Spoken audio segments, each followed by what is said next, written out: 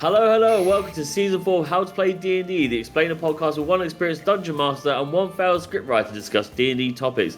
My name is Kinsey and my illustrious guest this week is Guff. Hello, Guff. Hi, how you doing? I'm good, I'm more better for seeing you, and you've saved up all our internet problems.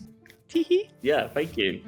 How's your week been? It's been nice. You've coerced me into doing this, so I thought I'd oblige. I begged. I didn't leave any kind of like trails outside, notes. You came to my house. Roses. It was crazy. Well, they told me I couldn't within 50 feet, but you know. Yeah, what you do for love. The restraining order does stand. Exactly. Can you? Obviously, we're doing the DM season this season to help new players become DMs. Can you guess what the topic is this episode? You know, I'm gonna guess at it being how to pick up girls. Perfect. Let's get to it.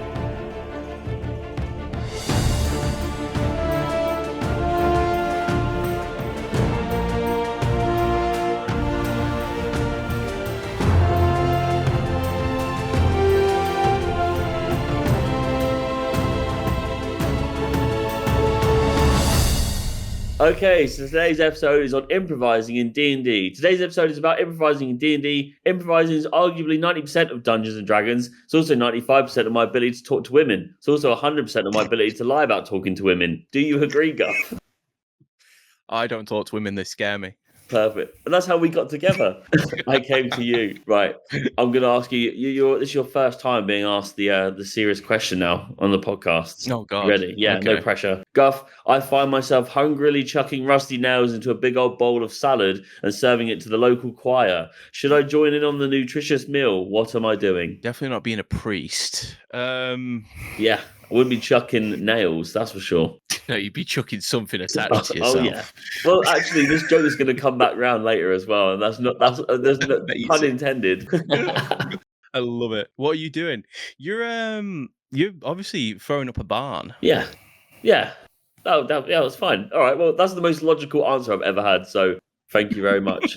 Right, to the serious questions. What kind of improvising is a new DM likely to do? I'd say probably the most improvisation, especially when I started DMing, is when, man, you know when your party just decides to go the complete opposite way every time. Every time. Or like, I tell you what is a really common one as well is when you introduce an NPC and they do not go the right direction with that NPC. Yeah, they take them off. So it's either they'll kill them or they'll like the wrong NPC.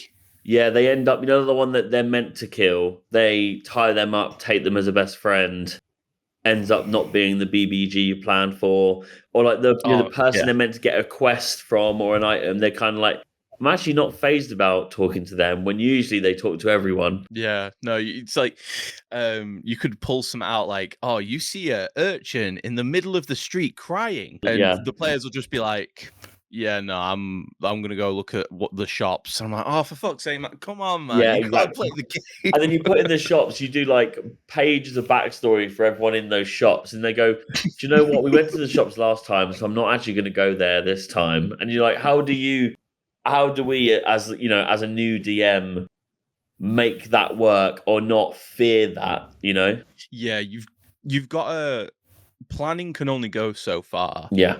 And you've literally just got to be able to think on your feet. Not like, you don't have to be like the master improv kind of guy, but you definitely need to know that you definitely need to be able to do the yes and kind of approach to it. Yeah. So someone comes up to a situation and they can say something absolutely ridiculous.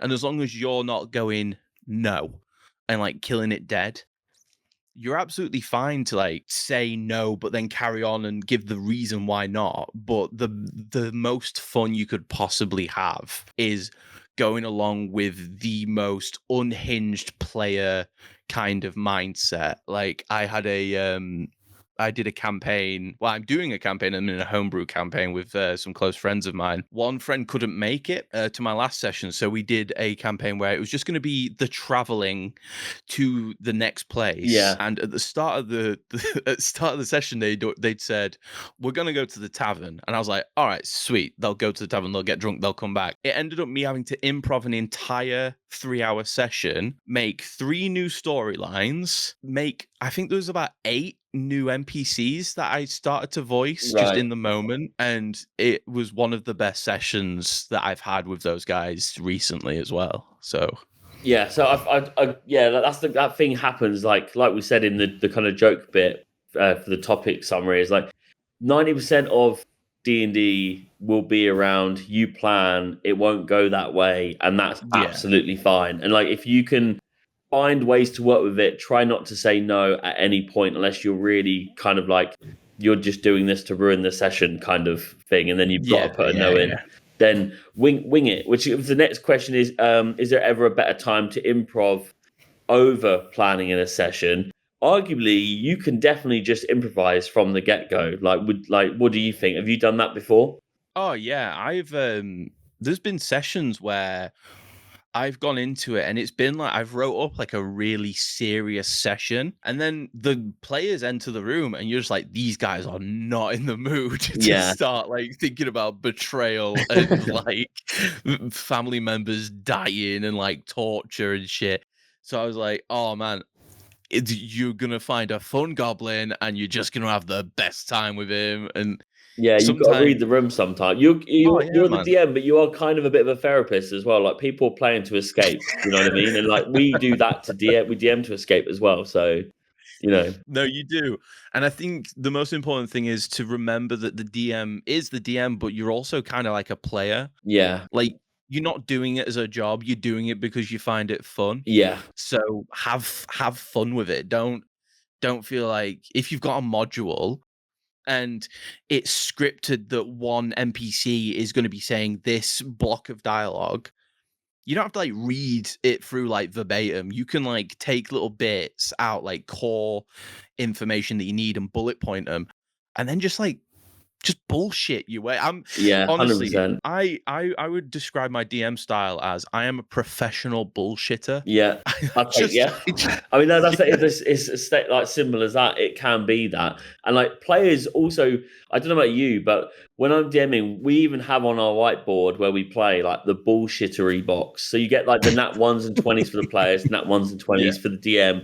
But you've also got the bullshittery, and that's like you can attempt something. It will be on that board with your name, but I might let you get away with it. The fact that you thought of something so kind of conniving and cheeky, every so often you've got to do it right. You do it as a DM all the time, so the players can do that, and you should kind of like appreciate when players are willing to get that involved to like scheme. Do you know what I mean? Like, and that's good as a DM. Honestly, some of the best parts of playing a DM, the DM role, is watching the cogs turning your players' heads, and the amount of times that I've been like looking at them and like almost like willing them to do the most like the stupid option. Yeah. And I'm just like, sometimes you'll like you have in your head the checks that you want them to do for a certain action or for a certain like series of events that are going to happen.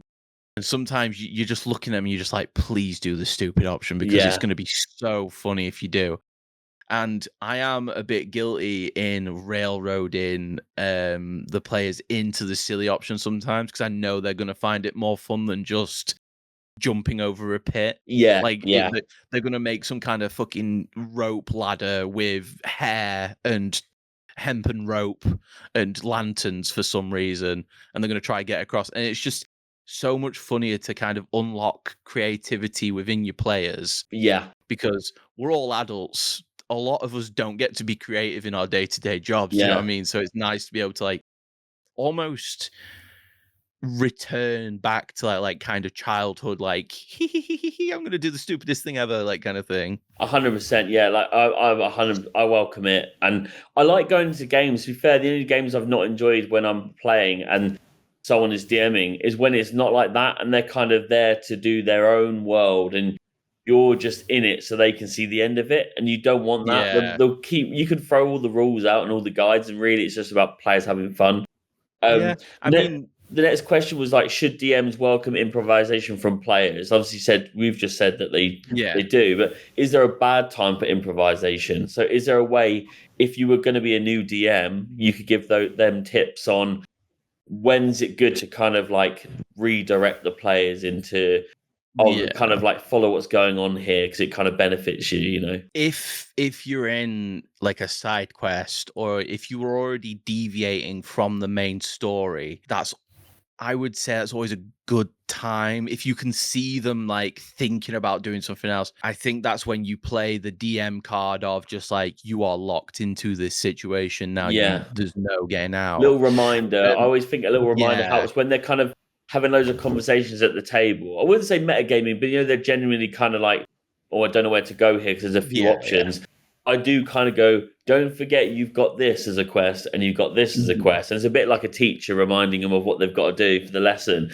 But it's not like you are doing this. It's just going, it's kind of like a stern, like, you might have forgotten about this. Hopefully you haven't, and you're just unsure which one to go with. But and I always say the one that's most important to them first, because that's the one that kind of sticks. Do you know what I mean? Yeah.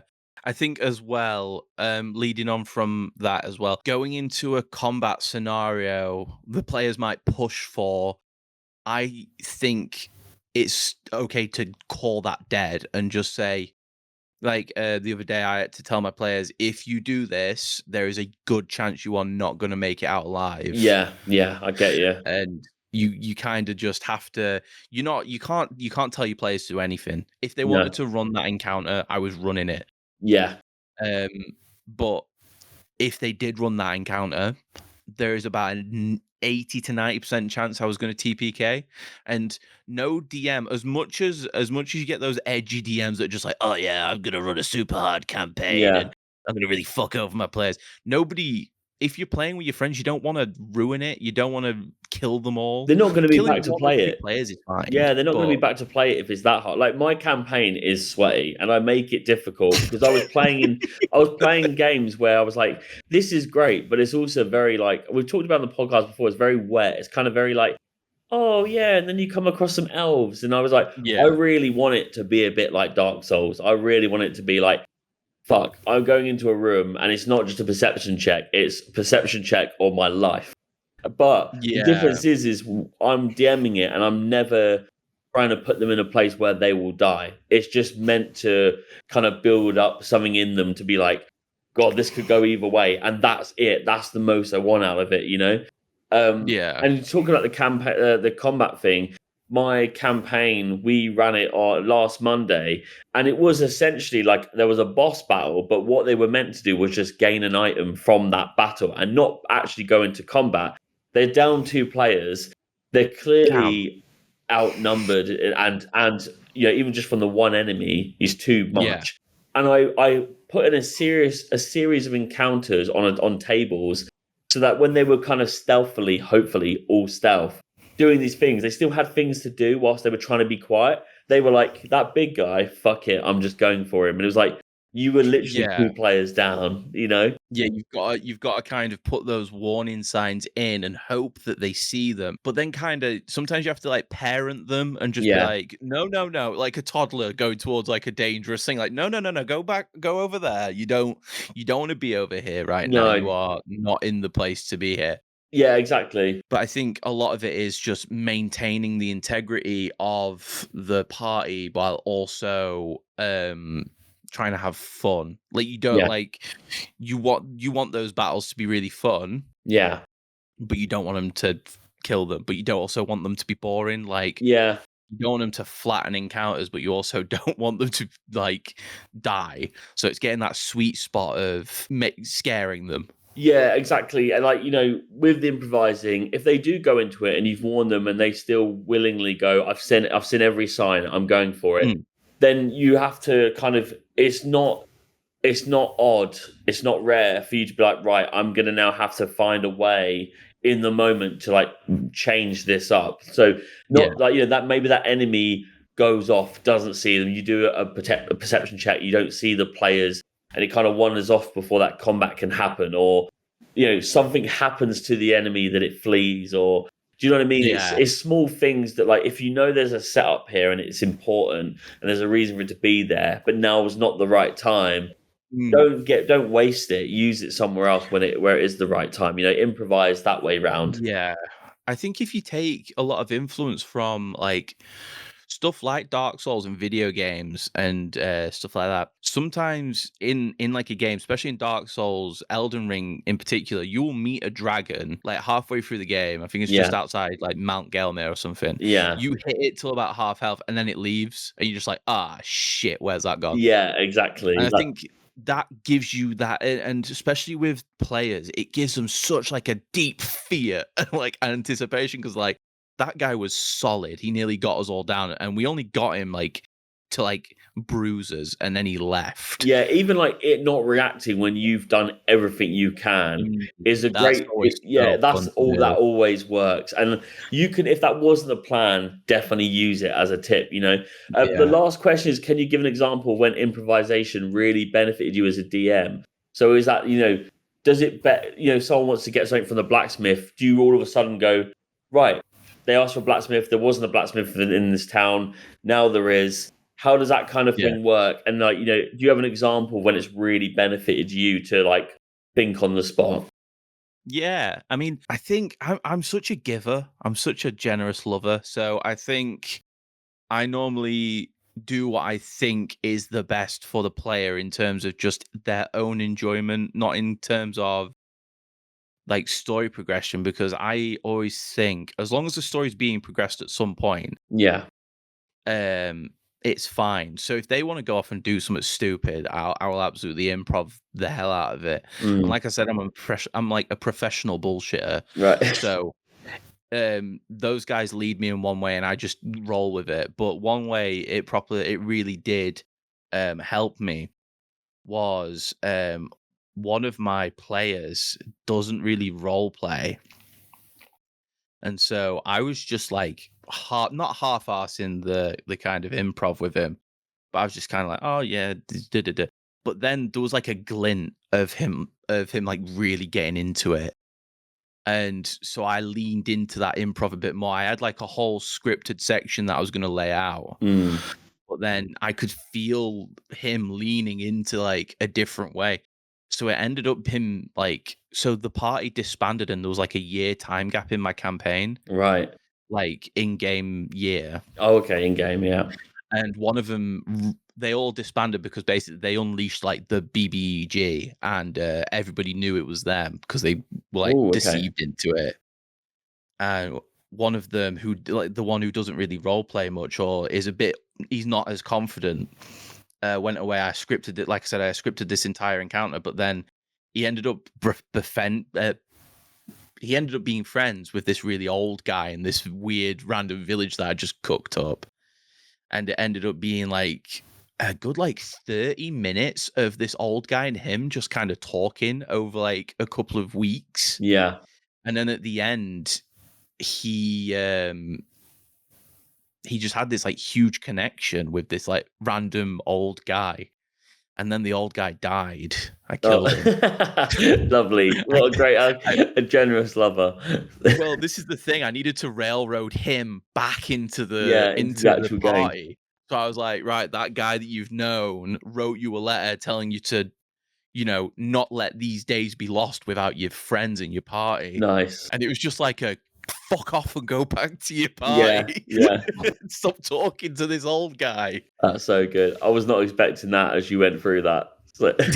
It was so good though. Even to this day, it's probably the best role playing. Well, probably not the best. That's unfair to the rest of my players, but it's some of the best role playing I've seen at my table. Yeah, nice. And that got him. Does he play more now? Does he get involved more now from that improvisation? He does. And like I think the important thing to do to say as well, especially with the improv sort of nature of the episode, you don't have to do the voice. Just improv the character. Just be them. Yeah, You it's know what I most mean? You important can, to flesh out what's going yeah, on, so it feels like not everyone's like two-dimensional. yeah, It doesn't have to be a voice to do that. It's just maybe yeah, like what they do, their surroundings is big. You don't want every yeah, blacksmith to feel like every blacksmith, that kind of yeah. thing. But also, players, if the player doesn't want to do a voice, don't do the voice. Yeah, Just play as you would. If you don't want to, if the DM doesn't want to improvise 18 different voices, you don't have to. Sometimes it helps me personally because it helps me differentiate. Because I end up talking to myself a lot as well. I don't know about yeah. you. You have the back and forth. You got two Yeah. NPCs in the same room, kind of thing. Yeah, Yeah, I had a husband and wife arguing once, and they were both Cockney orcs. right. Of course. And it was just the most chaotic thing, but those different accents helps the players kind of visualize it and kind Yeah. of like, these are two different people. This isn't just one madman talking to himself. Hmm. So, yeah. Nice. Okay. Well, yeah, good one. Good coverage. Today's adventure is sadly coming to a close. We're back again next week with the topic: life is like a box of chocolates. So why do all of mine taste like cum? And as always, thank you for tuning in. And if you'd like to join in on the D&D action, then please follow us on Instagram at How to Play D&D, or check out the link in our bio to join our Discord server. I've been Connor Kinsey. I've been Guff. Good day.